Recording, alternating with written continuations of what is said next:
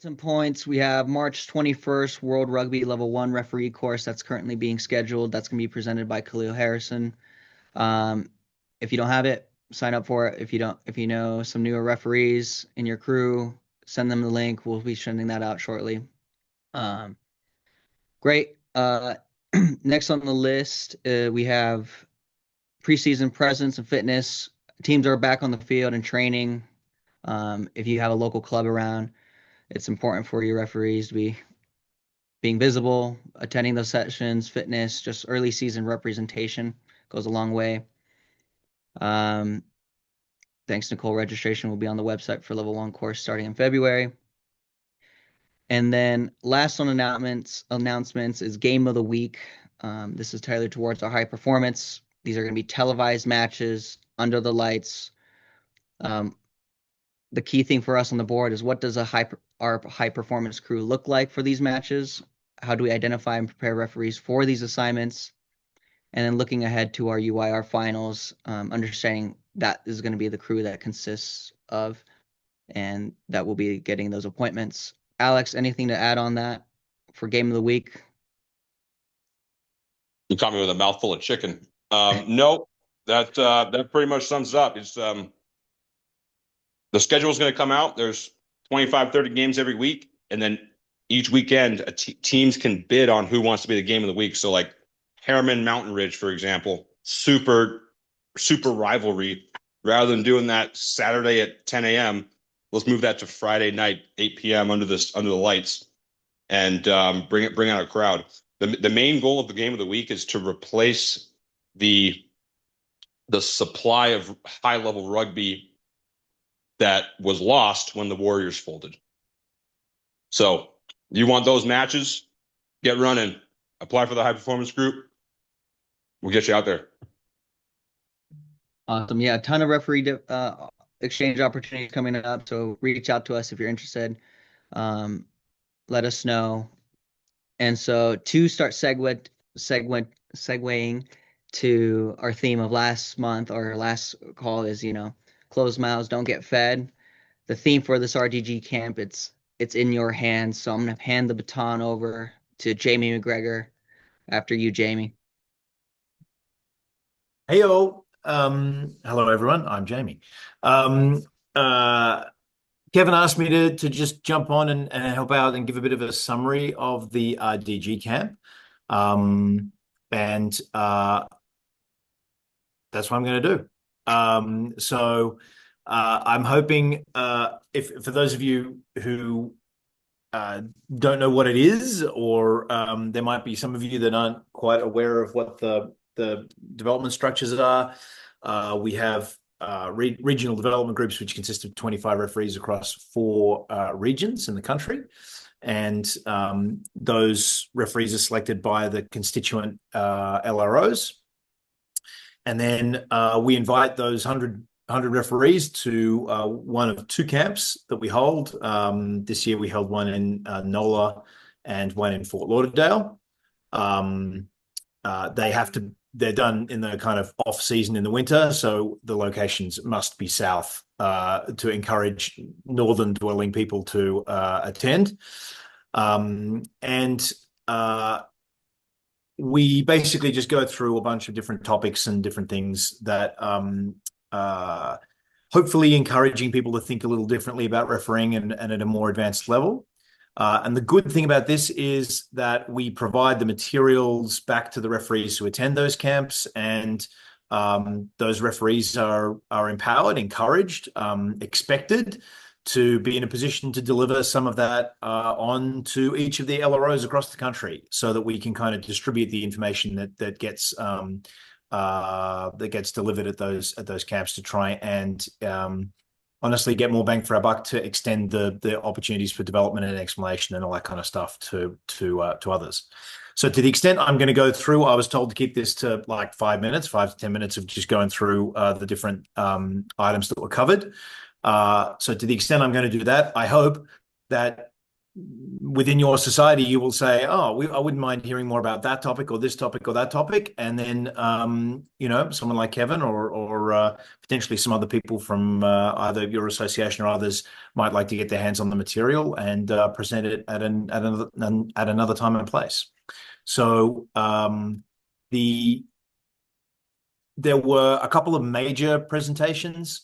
I think the first big picture one was around mental preparation, and this came from a lot, basically some academic work that's been done in the space of match officiating around what it is that assists referees to in avoiding basically train smashes. What is it that leads a referee to have a bad match or a bad experience or something like that? And there is actually research on this because there's a long and storied research on sports people and their performance and what helps them and allows them, gives them some license to perform at their best. And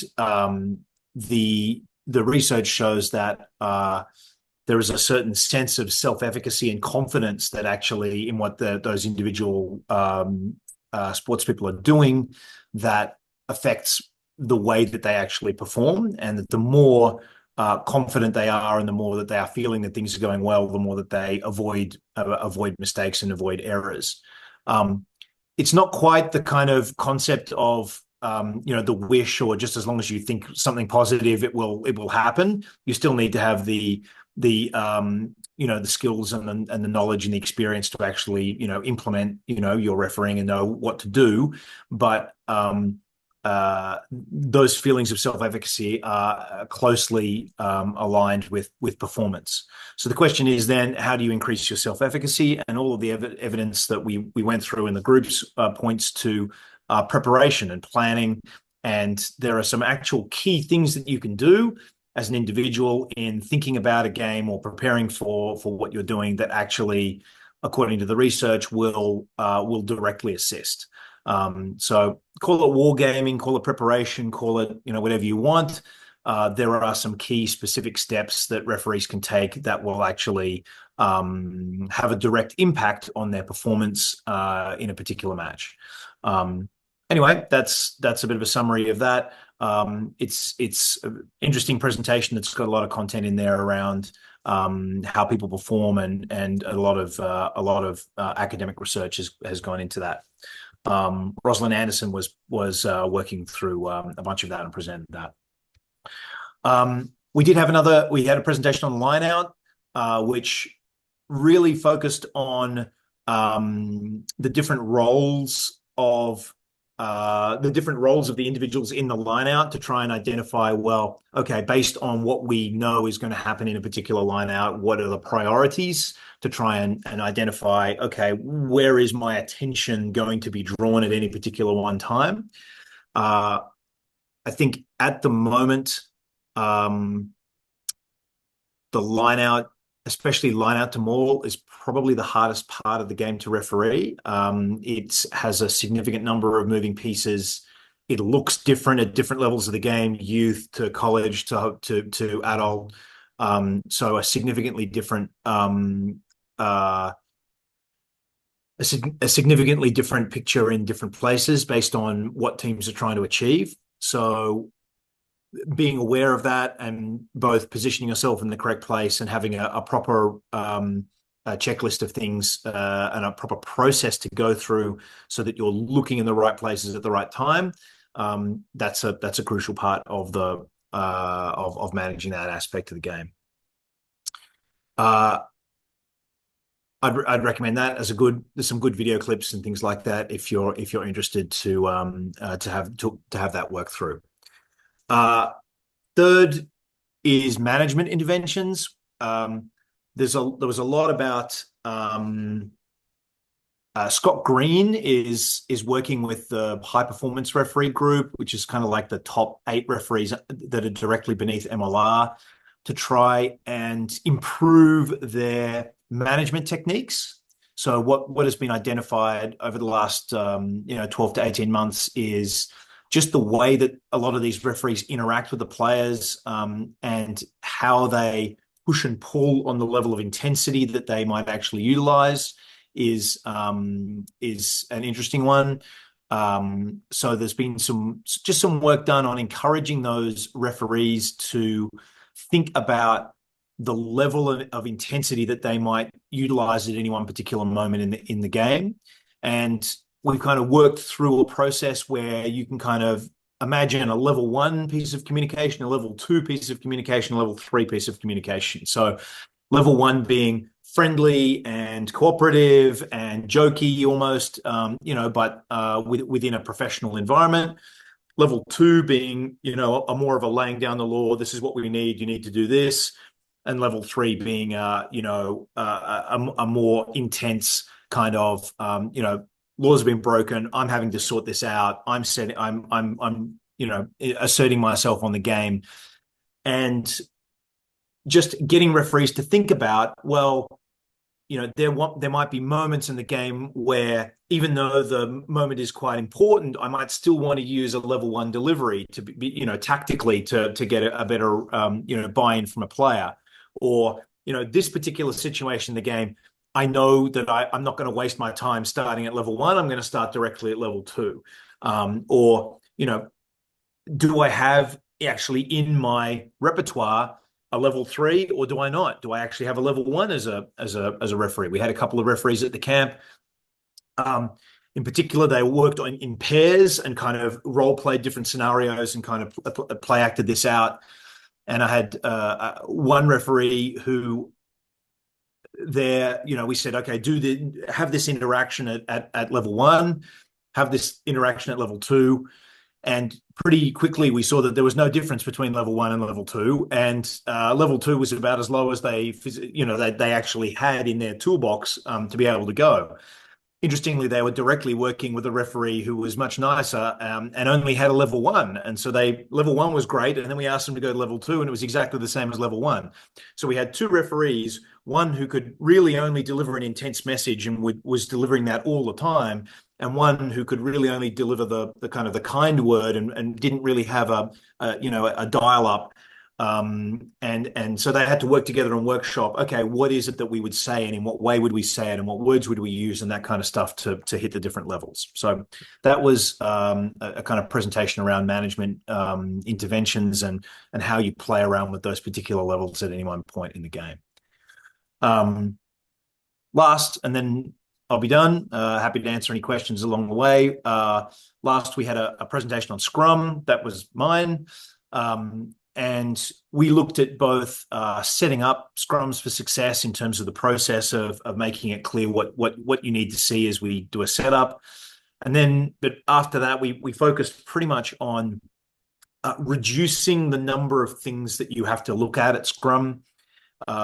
I'm not a big fan of the military industrial Scrum complex, which basically says that you can listen to a bunch of experienced props telling you a whole bunch of stuff about the Scrum and how it's full of mysteries and that kind of stuff. When in actual fact, it's really not. Just a pushing contest between a bunch of people, and so if you can identify what you want to look for, and kind of reduce it. And so you're not kind of distracted by people saying, look at the feet here, or the hip position here, or the binds there, or the angle here, or at a certain point, I think a lot of referees go, I don't actually know what I'm looking at, and I physically can't look at all of these bits and pieces at every scrum. So we wanted to kind of cut that down and look at a framework that might work to kind of simplify that for referees, and kind of reduce that to kind of 4 stages. Obviously, there is still some technical complexity to the Scrum that you need to understand, but that was kind of one of the main things we wanted to do. And we followed that up with an activity of watching a game from start to finish, but we only have the Scrums. I would very much encourage you to do this activity. As a society, it's a great kind of a great kind of training exercise to do. Can be done online, where what you do is you cut up a game. It could be any game, quite frankly. And by highlighting all of the individual scrums, what we were able to do was watch a scrum, watch from the very first scrum of the game, and think about, okay, what are we taking from that scrum into the next scrum? So we watch the scrum, pause, everyone can say, okay, this is what I've seen out of this. What decision would I make here? And rather than getting too wrapped up in what decision would I make here, what we wanted to do was kind of say, well, okay, you could make one of three different decisions here. Okay, that's great. But what are you going to do at the next scrum? So what have you taken from what you've just seen at that particular scrum, and what are you bringing to the next scrum in terms of potential communication to the players, in terms of things that you might file away in your mind as being, well, okay, now I've seen this, I might be thinking about seeing something differently the next time around. Thinking, putting context into it, which is, well, this is this team's feed, what happens on the other team's feed, and then allowing that to build a picture. So by watching a scrum, then pausing, thinking about what you would do, then going to the next scrum, having a look where that is, where that scrum is on the field, what the context of the game is at that point, what would we do at that particular scrum, then watch that, repeat that process over and over again. We went for about half an hour, 40 minutes. In the end, we only got like, I think, 10 or 12 scrums into the match, but it was a really good activity on identifying how you would put a scrum plan into practice. And what we could see was that a significant number of these referees, and these are good referees, obviously they're within the top 100 in the country, was still not 100% certain. Oh, if I see this or if this happens and I want to make this decision, I'm going to do this. So there's not a clear scrum plan that they can then hang their hat on. And to bring that a little bit full circle, the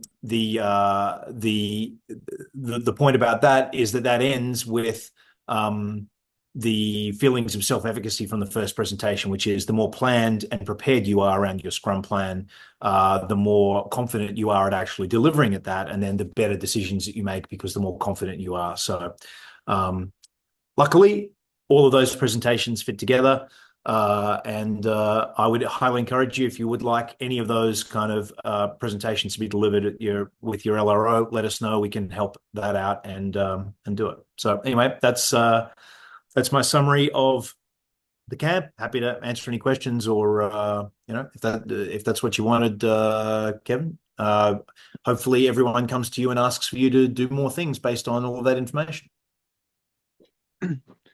Well, first of all, I just want to say thank you, Jamie. It's hard to condense 3 days of presentation into 5 minutes, so really appreciate it. We have tons of resources. I'll be sending those out, RDG resources, and then be sending out an email recap. A lot of the things that we chatted about today, Jamie, will be in our presentation later. But the floor is to anybody for ask any questions, and then yeah. All right, I'm going to start here with you, okay, Jamie? So for any of our new referees, can you introduce yourself to who you are, what are you doing, and what is this information that you're sharing? Some of the newer referees that our group will be bringing in have no idea who you are and what your face is. So could you share a little bit about you? Sure. I'm the referee manager for USA Rugby. So amongst other roles, for good or bad, which includes membership and training and education, a bunch of other stuff. But yeah, I'm the referee manager for USA Rugby, and we have a bunch of development structures that Utah referees are part of. And yeah, we try to make referees better. Awesome. And what would be some advice that you would share to our new referees and our referees within here in Utah Rugby Referee Society, especially going into this first season, into the season and getting ready for spring? What would be your advice? I only have one piece of advice, which is watch more rugby. It's actually quite hard to watch rugby in this country because it's all behind some ridiculous paywall, and doesn't matter what platform or what system it is, it's hard to do that. But there is obviously and if you're a new referee, you may or may not know that every referee in the country Once you register, you get access to the Advantage system, which allows you to go on and see, you can use it to upload. If you get video of your matches, you can use it to upload that and then kind of reflect on it. You can also just access the system and watch hundreds and hundreds and hundreds of games of rugby that are uploaded to that every year. And it's all free and it's all available to every registered referee. So my encouragement, as you can tell from my distinctly American accent, I'm not originally from around here, but if you are a local referee, you may or may not have, if rugby hasn't been your passion for a long time, you've got a little catching up to do on watching the game to see more incidents, more situations, more how this is handled by other referees who are more senior or who understand the game better. So yeah, my number one piece of advice would be to watch as much rugby as you can. Awesome. Can you also share with Kev so he can get over to the Referee Society your video clips and then also how to have access to the Advantage? Yeah, everyone we do a regular update to the Advantage platform. So of people who have registered in the year, it's kind of like monthly. So every month, everyone gets added into the platform. So you can go to Advantage Rugby Live, I think it is. We can put it in the distribute it to everybody, but you just enter the same email address that you use to register for USA Rugby, and it'll let you create a password and get in. As far as the video clips and all that kind of stuff, there's not really video clips so much as it would be part of a presentation. So if you wanted to run a presentation, you'd run the presentation and then the material is part of that, and then that can be shared on to anyone that wants to see it.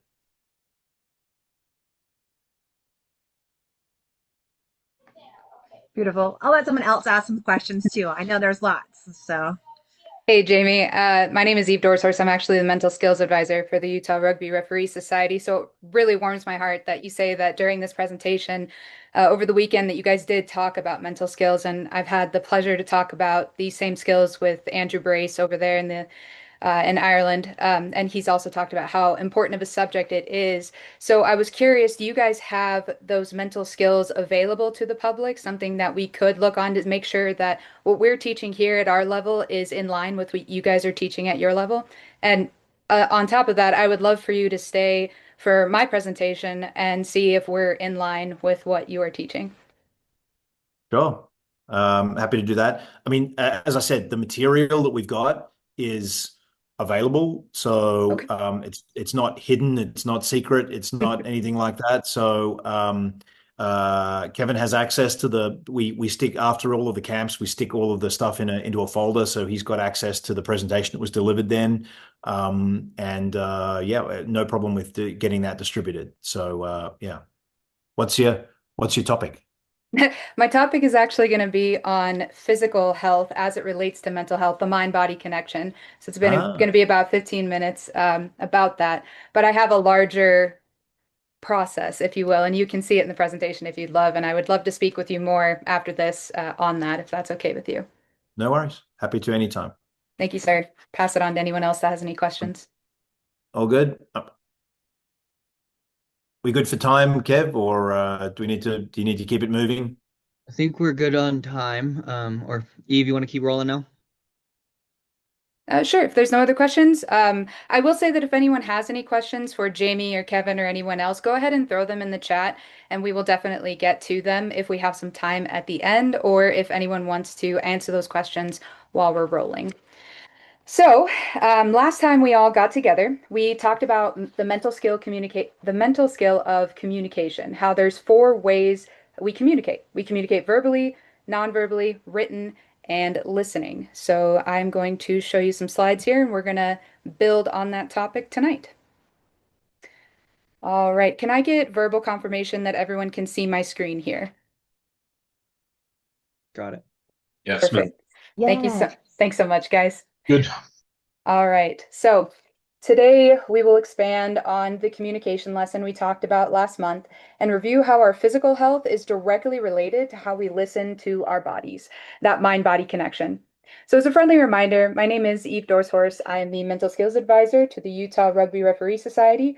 I come here with 15 years of rugby playing experience to include on the Air Force women's rugby team, during which my over decade-long career in the Air Force, I also taught these skills to troops of all levels and practiced them myself in situations all over the world to include high-risk, high-emotion situations. So these topics come from experience, facts, and an honest passion to empower everybody through my community about emotional regulation. So in that endeavor, let's review the areas or the legs of our lives that keep us steady and keep us all and how it's all connected. Alrighty. Think of your resilience, your mental resilience, as a stool, like the one pictured. What weight your resilience can handle is determined by how strong each of its four legs are. Each leg consists of four different aspects. Your resilience then becomes even stronger and steadier when we have the knowledge that each leg and aspect is connected, working in tandem to support us through any and all adversity. When we understand that all legs are connected, we understand that having a vulnerability in one leg does not topple us down. It also doesn't mean that we're out. It merely makes us pause and reevaluate while taking a little less weight while we reinforce what we need to. Today, we will talk about that physical leg, how we strengthen our bodies through fitness, how we fuel our bodies through nutrition, and how we might enhance our bodies through supplements safely, and how we recover through sleep. So something that Kevin mentioned earlier, and actually Jamie talked about as well, we want to make sure that all of our refs are feeling confident in their abilities, consistent in their actions, and remain that way, as always, feeling prepared in every aspect. How we do that through physical health is confidence from knowledge, consistency in the kitchen and on the field, and preparation through accurate tools and how to apply them. Now, this might be a review for some of you, but it might be new to others. So I ask you to just take this opportunity to have a mental checklist through your own physical leg and see how you're doing as we approach this new season. This is what we'll be going over in a more detailed view. So last week, a couple of you shared on our WhatsApp chat how you were running it and in your lives, sharing your own fitness regimen and fitness type activities. So it's a perfect place to start. When we are developing our fitness regimen or fitness plan, I want you to keep this acronym in mind. FITTER. So frequency, intensity, time, type, enjoyment, and rate of progression or the body's adaptability. So frequency is relatively self-explanatory. How many times are you engaging in this fitness plan? Intensity, how much weight or how many reps you're doing with each activity. Time, self-explanatory. How much time are you taking? Type, is it going to be chest and tries, back and bis, abs, cardio, all of those types of things. Enjoyment, do you actually enjoy your fitness plan? Are you doing something that you can stick to, that you can be consistent with? Because if you don't enjoy it, you're not going to stick to it. And the rate of progression or the body's adaptability. Now, the key here really is the rate of progression, keeping any changes to a max of 10% total in any check-in period. Without having to do too much math, think of it like changing one big thing in one category and one small thing in a different category max in each check-in period. So as an example, what that might look like is, say that you're on 1 week cycles. So you check in every Sunday and maybe make changes to your fitness plan every Sunday. Say that your fitness regimen is feeling a little too easy and you want to challenge yourself. You might be tempted to change something from each category, but your body needs time to adapt. When you experience burnout in your fitness plan, it means you're changing too much too quick. So an example might be you add an extra day to your plan. That's a big change in the frequency. So in order to adapt but still progress, we make a small change in another category. This could be shortening each day by 10 to 30 minutes, depending on how long you are already in the gym or on the field. Maybe lowering the weight, but you're keeping the same amount of reps, etc. Prepared progression leads to consistent effort and more confidence in your fitness goals. So as you can see, strength is only one slide here, and it's because our physical health is largely determined in the kitchen. So macro, as you'll see here, means large, meaning that the nutrients you need, meaning these are the nutrients you need in the largest amounts. Everyone will have a different percentage based on their goals. Basic guidelines, if you're wanting to look for consistency, is usually 30% protein, 30% fat, and 40% carbs. Understand that perfection is not the goal when you're meal planning. Consistency is.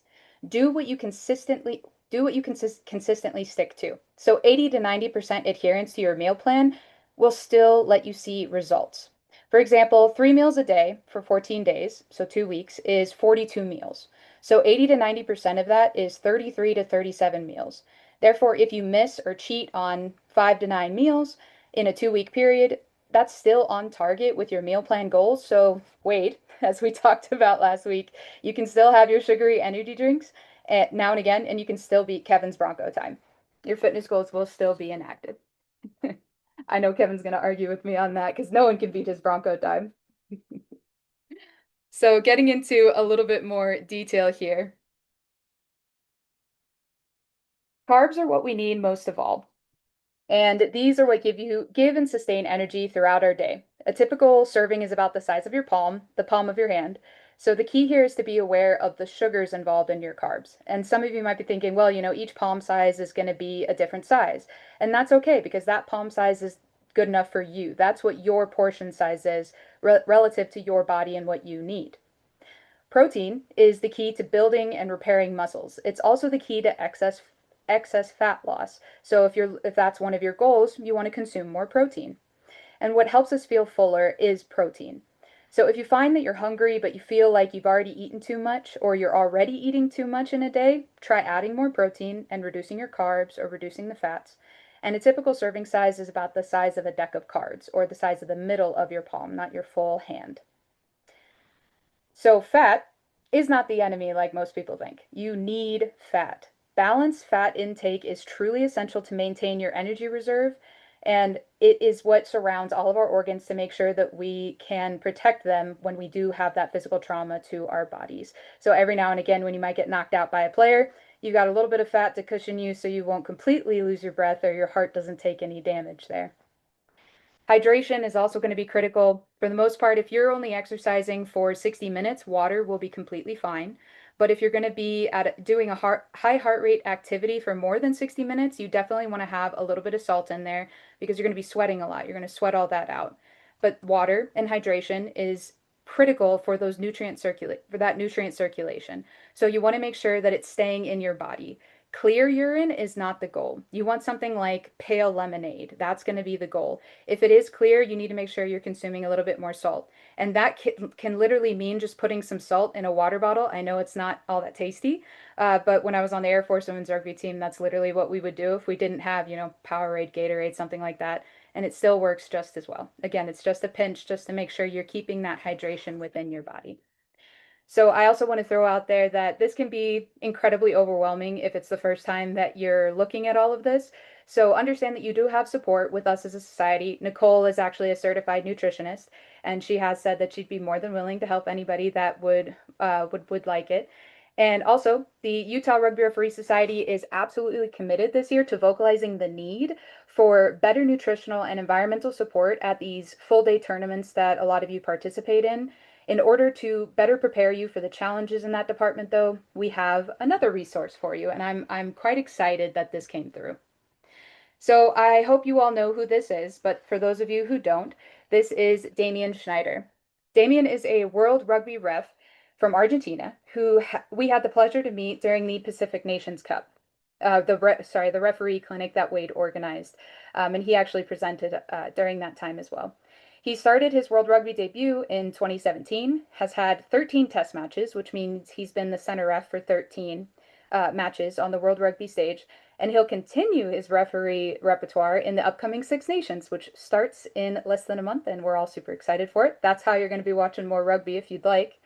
So he's also an absolute sweetheart, and he was kind enough to share his go-to travel meal plan with me to present to you guys, to just show you a simple and approachable guideline to get all you need and still perform at someone at his level, no matter where you are. So these are things usually found at hotels and gas stations, and we're actually pretty lucky out here in Utah because we get to have a Maverick, and Maverick is the primo gas stations, as we all know. So it does have a lot of fruits there. It has a lot of nuts. It has a lot of proteins at that bonfire grill. So even if you're someone who works on the road or you travel a lot, this is a nice meal plan to still get all you need from gas stations and hotel-like places. I will be sending this out as well. So if you were screenshotting it, don't worry. It'll be coming out on a one pager so you can better see it, as well as Damien's information. I highly suggest you follow him on Instagram as well. He always posts some great resources and he travels the world, and it's just a really lovely person to follow. So understanding though that we may not have access to fresh fruits and veggies or adequate protein all the time, so we might want to fill those gaps with some supplements. So how do we do that safely? Supplements include products that are like I promise I can English. Supplements include products such as vitamins, minerals, amino acids, herbs, protein powders, and a variety of other things. And they can come in a variety of ways, like pills, powders, gummies, bars, gels, drinks, all sorts of things. I think the trend right now is clear protein that you'll see thrown around a bunch. So it's important to understand that these supplements are not regulated by the Food and Drug Administration at all. Therefore, they are made in places that are not inspected by health departments, and they are not tested for illicit substances or accuracy on the labeled ingredients. That can seem super overwhelming, totally understand, but there are ways to make sure that you're consuming something that isn't actually going to be hurting you. So some basic guidelines to avoid those things are looking at that ingredient list and making sure that it doesn't say proprietary blend or blend of any kind, or delivery system, pretty much anything that doesn't tell you specific ingredients. Again, this can feel overwhelming, so I will be sending out resources you can check products against, like the National Sanitation Foundation's Safe for Sport website. This is where a lot of athletes will go to make sure that their products are safe for consumption and it won't hinder them in their athletic journey. I'll also be sending out the Department of Defense's Operation Supplement Safety. So this is a website that's used by people that have secret and above security clearances, and they get drug tested regularly. Also, if you're in the military, your body is owned by the government. So if you do consume something that's not good for you, you can actually get in trouble for causing damage to government property. Fun little fact there. So this website is really nice to be able to test what products, what supplements you might be consuming and making sure that they are good for consumption. Now, to round it all off and to not forget, one of the most important aspects of this physical leg is your sleep. So sleep is essential for recovery. Your basal sleep is the amount of sleep you need on a daily basis to keep yourself operating. Think of it as the perfect amount of sleep that makes you feel like you are rested on average. Yeah, you might feel a little groggy in the morning when you wake up, but you can shake it off and still feel alert in about an hour or so. However, if you do not meet your basal sleep needs regularly and you continue to interrupt your sleep cycles, you will start to accumulate a sleep debt. Now, a sleep debt is how much you did not get, and it adds up until your body starts shutting down to demand rest. However, it is not strictly hour-to-hour calculation. You'll know you are starting to accumulate a sleep debt when you consistently feel exhausted. So not just tired throughout the day, but exhausted, the part that you feel in your bones. It accumulates after being constantly awake in the middle of the night, possibly being sick, being excessively taxed, being overly stressed, all those types of things, or just general poor sleeping habits. If it hasn't gone on for too long, you can usually pay back your sleep debt with just one good uninterrupted night's sleep.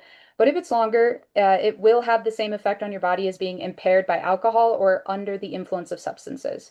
So it's definitely not something that you want to be having before you're about to ref a game because it can impair your judgment. So the best way to heal from this is, again, consistent good sleep and lifestyle changes that I've mentioned throughout this lesson. Because again, remember, it is all connected. This will look different for everyone. So when in doubt, talk to your doctor about the best sleep plan for you. For now, here are some suggestions for some sleep hygiene routine. Now, this is not a definitive list. There are many different ways to make sure that your sleep hygiene is what's right for you. But just like your regular bodily hygiene, you want to keep the hygiene, you want to keep it simple, clean, and specific to you. The latest studies even suggest that the perfect sleeping temperature for your room is 65 degrees. So that's really nice for those of us that run warm, but maybe not so much for those that run a little bit colder. But as stated, these are just suggestions. I will be sending out additional resources for you to help find your own sleep routine that works best for you, sleep hygiene routine. So overall, keep trying to find one that works for you. So to bring it back around, all four of these aspects we talked about today make up your physical leg of your resilience, of your mental health, of that mind-body connection. So understanding this and best practices with accurate resources to refer to is your absolute key to remaining confident from the knowledge, from the facts, from those studies that Jamie mentioned earlier as well. Consistency on the kitchen and the field. Remember, it is about consistency, not perfection. What you can consistently stick to day in and day out, but giving yourself grace if you miss a day or two. And preparation through accurate tools and how to apply those tools. And today we talked a little bit about how you can implement that in your daily lives, which is choosing a varied diet of real foods, regulating the intake of calories to your exercise level, being aware of supplement intake and risks, and recovering and repairing your body and mind with good sleep. So I'll be sending out a review document, as I talked about, with some cliff notes of this lesson for your convenience, to include Damien's generous travel meal plan that he shared. And as always, I'm here if anyone wants to discuss further. And if you found it helpful, I'm always more than willing to share and adapt this lesson with teams that some of you might be coaching as well, and groups that you feel might benefit. So thank you everyone for listening, and thanks for Kevin for allowing me to kick off his educational lesson here. Thank you, Jamie, for talking about it as well. And thanks to the society here for seeing the value in this. I'll hand it back to you, Kevin. Thank you, Eve. Any questions, anybody? Eve, no questions, but when you send it out, when you send Damien's plan out, if you want to include his Instagram handle so that anybody that wants to follow him, that it's just easy for them. The guys that were at the PNC thing were all great and they're all pretty open to chat as well, guys. So Absolutely, it is on there. Thank you for the reminder, Wade.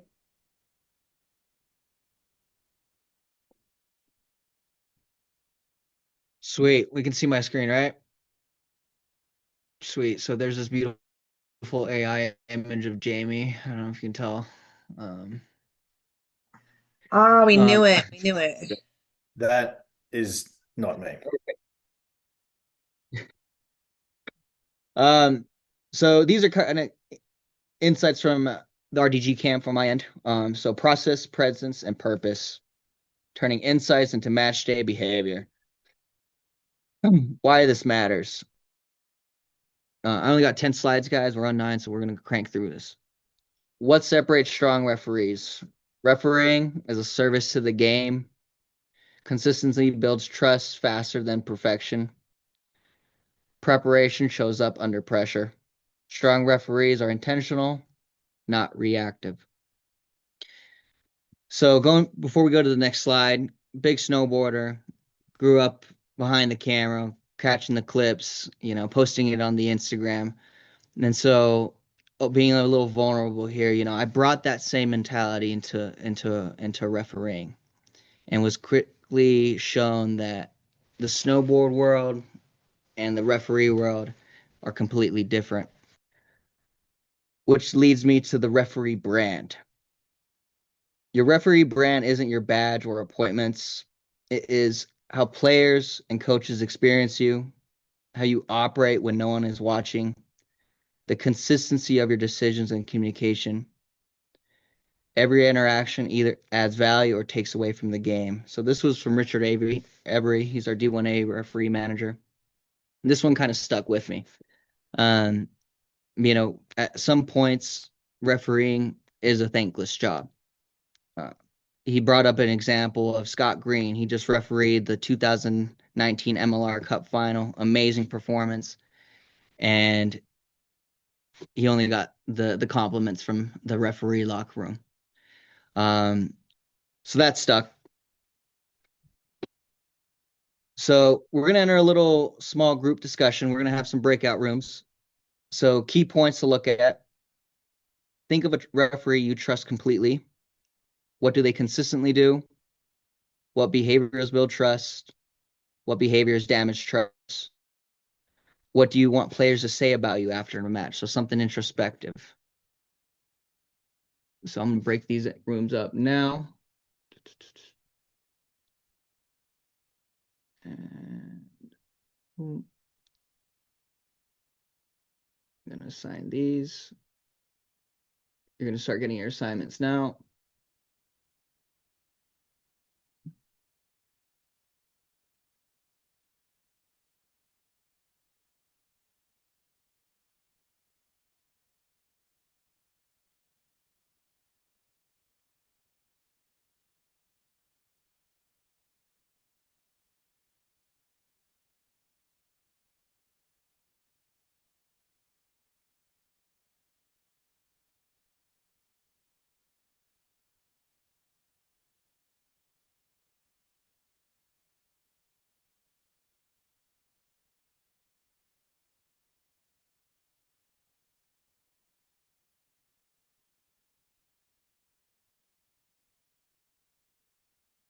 Well, we're going to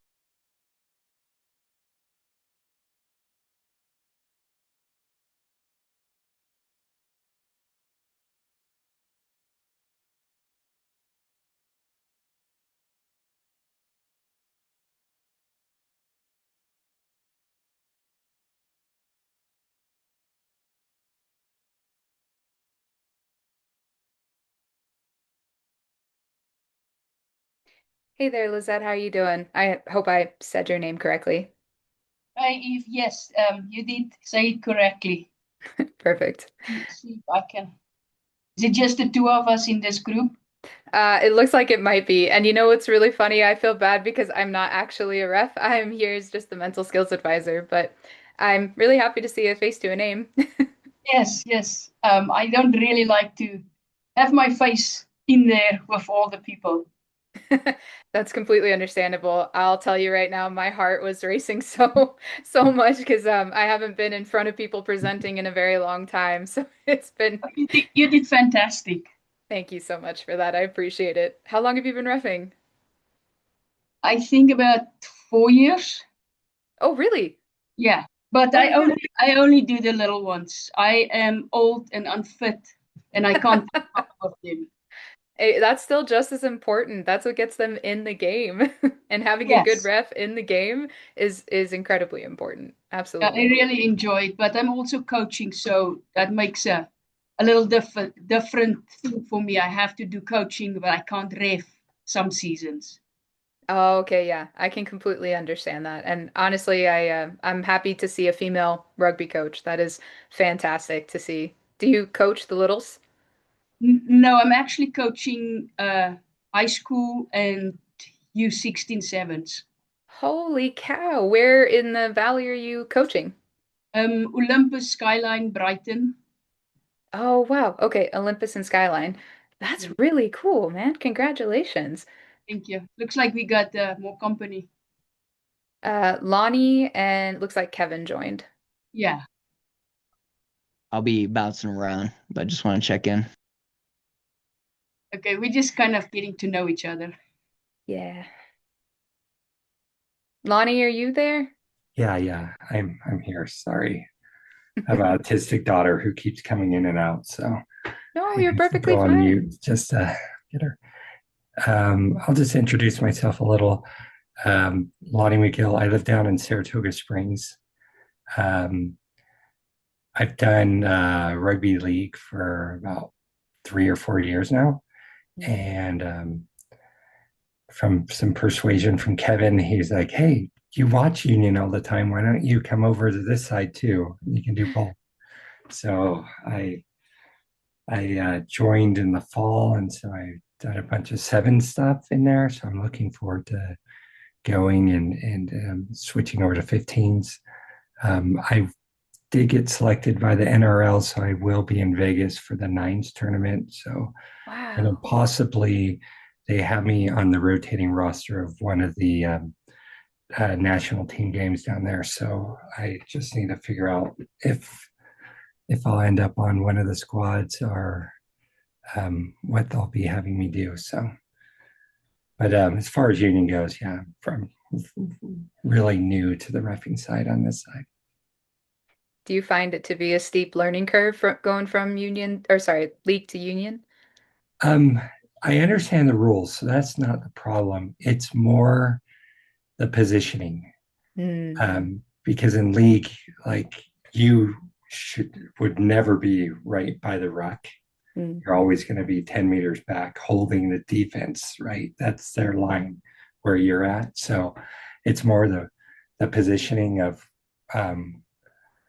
where to be on the field. So like I had Bryce a few games with me and he kept telling me, no, you got to get closer. You got to, right. And so it's a little mentality switch because in league, they don't want you with the ball. You need to be out a little bit. So when the line moves forward, you step back instead of going with it, right? So yeah, it's a little different, but it's fun. I love it. Well, that's awesome that you're going to Vegas, man. That's so cool. I didn't realize we had such I don't know, dynamic people in the group. Not to say that I didn't know everybody had their own lives, but it's awesome to just be able to see what everybody does more than just reffing. Oh, we are closing in 50 minutes, seconds. 50 seconds, absolutely. Yeah. Well, hey, if you don't mind my asking you two, what is something that you guys would like to see from these educational sessions that might help either of you? Go ahead, Lonnie. You know, for me, I've loved. I saw your big thing you did at when World Rugby came. I like the fitness side because in league, it's all fitness. That's all you're doing is running. So any of these type of things that you've shared, I just move it over to that side as well. So that's kind of the things I'm looking for. And then in-depth rule knowledge too. We'll be doing that next month.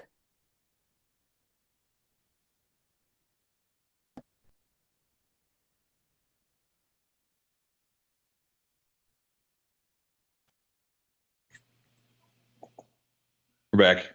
Awesome, guys. Thank you. We're rolling. So I hope that activity is fun. Any feedback for me on that? That was good. Sweet. Very Yeah, nice. it was really good. Could we, if we're going to do that again, could we get a list of the questions like in the chat or something like that next time? I got it. Sorry, first time using Zoom breakout rooms, so appreciate it. So Derek Summers, MLR Center referee. Process beats memory. You can see everything on a line out or maul. What matters is having a process. Who's the throw? Who's dominant? Where are we on the field? And what happened last time? So I got one clip. I'm gonna look at that real quick. So asking ourselves, who's the throw? Who's dominant? Where are we? And what happened last time? Again, main focus here is where are we on the pitch? Efforts before. Let's see if they can do the same in defense, LA. Got for the Wallabies. Over 50 Super Rugby games for Brumbles as well. Some there. Defense, LA. Would have thwarted the efforts before. Let's see if they can do the same in defense, LA. Got for the Wallabies. Over 50 Super Rugby games for Brumbles as well. Would have thwarted the efforts before. Let's see if they can do the same in defense, LA. Got for the Wallabies. Over 50 Super Rugby games for Brumbles as well.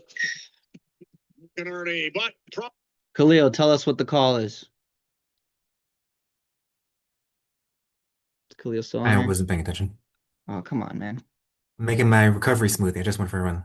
You gotta make me look good. If they can do the same in defense, LA. Got for the Wallabies. Over 50 I'll pay attention this time. games for Brumbles as well. Can earn a Obstruction there. by one of the lifters. The obstruction. Got for the Wallabies. So where can we tell on this? We're 5 meters in the try, almost to the try zone. We can expect them all. So gives you a clear idea of just kind of what some processes we can have in place. He knew it was going to be a maul. and then put himself in a good position just to call that quick. Moving that back here. Can I ask a question? Go for it. Hey, Khalil, on that, with that many, what are you looking for to call that obstruction? Sorry, I know you just were doing your work, cooling down. Okay, there we go. You want, so there's so the lift is what, 5 goes up? Okay. So if you look at number 6, he's the back lifter. What you want to see is sort of an A-frame. How do I, like that shape? The lifter here, and then these are the jumper here and the lifter is here. That would be access to the jumper. That's what you want them to have, access. And so obstruction would be if there is no access, and a cue for that is the jumper and the lifter facing the same direction. So the jumper comes down and the lifter and him are both facing the same direction. In this case, they're both facing our left, and that is the cue for obstruction. Did that make sense, Dr. Bryce? And company? Yes, thank you. Appreciate that. Awesome. Thank you, Bryce. Thank you, Khalil. We're about halfway, gentlemen and gentlewomen. Line out mauls and priorities. So phase by phase focus. The setup where we add the most value, the throw, in the air, safety first, the landing, the maul formation, and management. So these are 5 things. Again, after the call, this will be sent out. This is basically a summarized, condensed version of what we chatted about at the RDG camp. And then closing out here is these were the phases of management intervention. So communication with purpose. We penalize for only 2 reasons. Number 1 is a law has been broken. Number 2, we need a change player. We need to change player behavior. Every time you speak, there should be a clear outcome. So these are the levels of communication. I'll let you guys read that for a quick sec.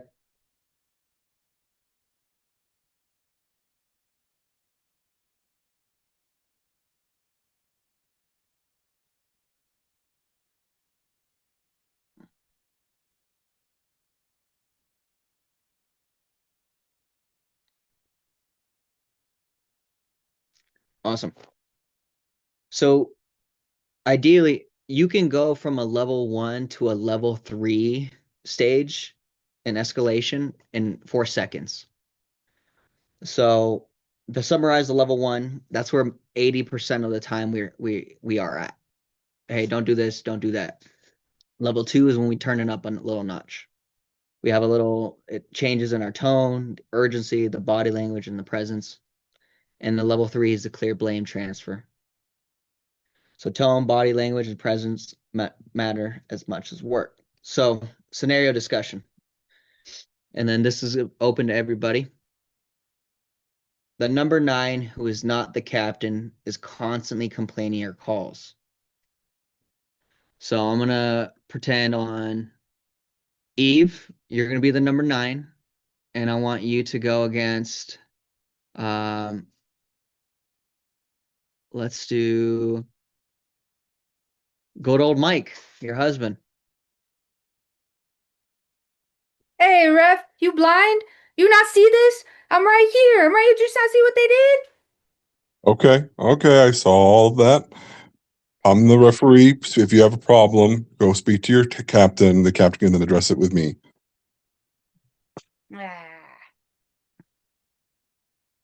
Okay, good. Okay, Mike, what level was that? For me, that would be A2. Okay. What would it be difference in 3? Can you give me a level 3 difference? Oh, for a level 3 difference, for me, that'd be, obviously it's an escalation.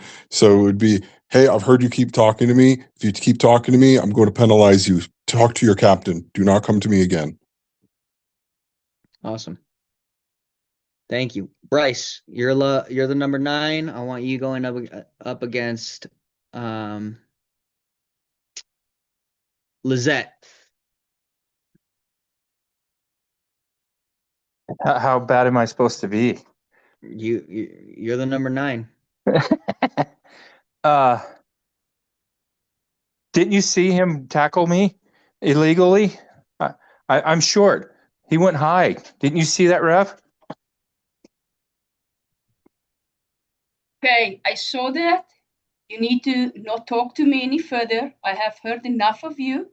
If you need anything else, go talk to your captain and you can come to me. We are done here.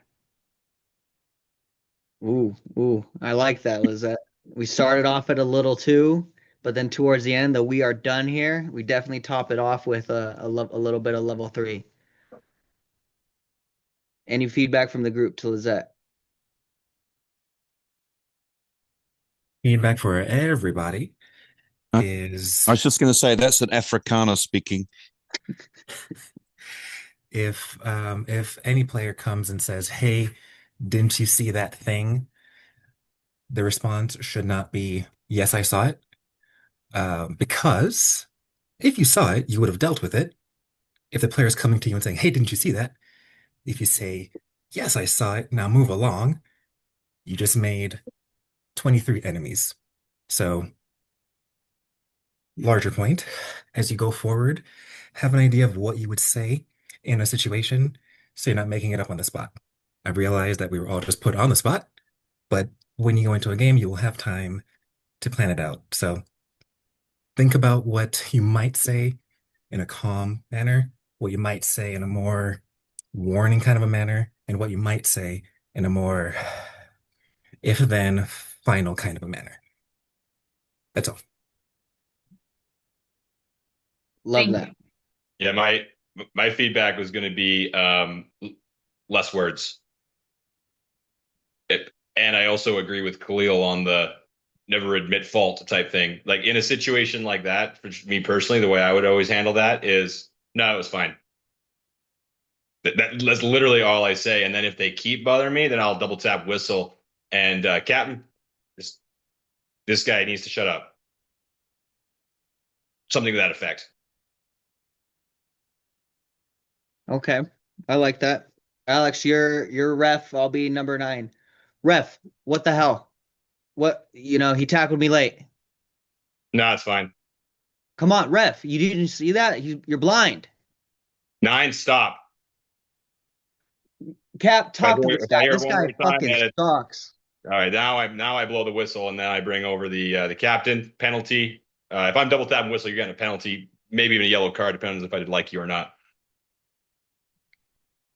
So that's how I would handle that. Short words. You don't need to have a big speech prepared.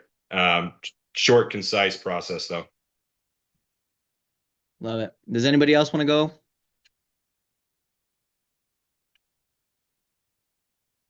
To Lonnie? answer Nicole's question in the chat, the level 1 for me would be something like as we're moving down the line, like going to a line out, going to a scrum, something like that.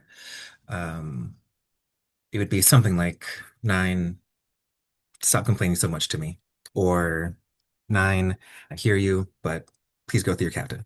Something like that. Be low key. No one else needs to know. It's just you and me right now. Level 1. Level 2 would be perhaps that same thing. Again, downtime. No one needs to know. No one needs to. It doesn't need to be a big show. Hey, 9, we've already spoken about this. Go through your captain. And then I would also tell the captain, your 9 keeps talking to me. I've told him to stop, get him under control. Something like that. Then the level 3 for this scenario would be, I don't think I would go with a stop the clock, bring the captain, bring the 9 kind of a thing for dissent. If it was dissent, I think I would just penalize him. If he did come and say, hey, didn't you see whatever? Just boop, flip the penalty if there was one, or penalize him on the spot. Why? Because captain, we already spoke. You, player, we already spoke. For dissent. If it was not dissent, if it was, say, just a repeated infringement, nothing dangerous, just generally repeated, um, then the level one might be something like, hey, number 6, you've been offside a couple times, take that extra step back. Level 2 would be something like, hey, Captain, I've already spoken to number 6. He's been offside a few times. Nothing came of it, but make sure that he's taking that extra step back. The level 3 would then be stop the clock, call them both over. Captain, we've spoken about this. Tier 6 needs to be on side. If it doesn't change behavior, he'll be leaving the field. Something like that. Love it. Thank you. Just to wrap it up, takeaways, commitments, what we would apply to our next match. Pick one behavior we need to improve on, one phrase to use more intentionally, and one process to tighten. I'll end out with, the going back to the levels of communication and the intentional escalation. That was like a big, blown up moment in my head. I was like, oh, this is just something that relates to our tone and voice when we're refereeing, which replicates in law. So I know we're 15 after. I want to say thank you guys. Thank you everyone for being with us here tonight. Any questions before we end?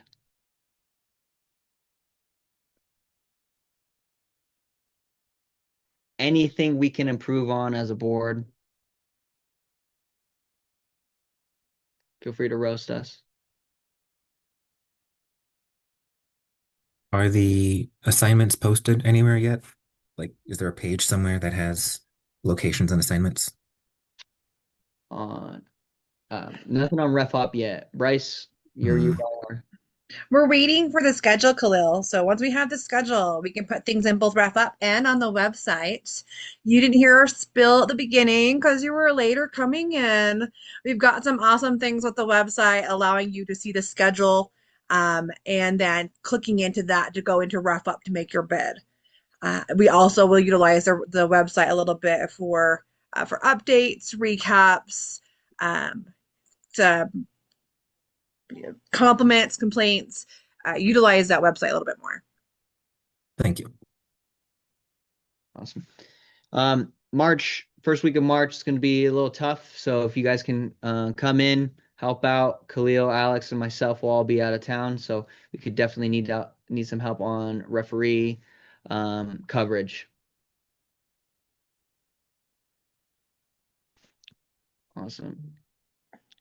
Cool. And then just as a reminder to all y'all, we are going to be doing these development sessions monthly under the guidance from Kev, and in conclusion with Eve. They'll be helping make sure these are informational and helpful, and Kev will have his guest speakers and his knowledge to share as well to make sure you guys are developing, growing, and getting any of your questions asked with what you want to do as a referee. So again, monthly and recapable.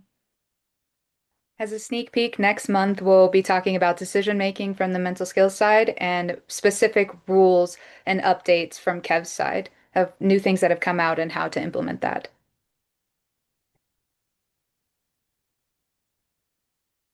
Awesome. Well, thank you everybody for joining, and we'll see you soon.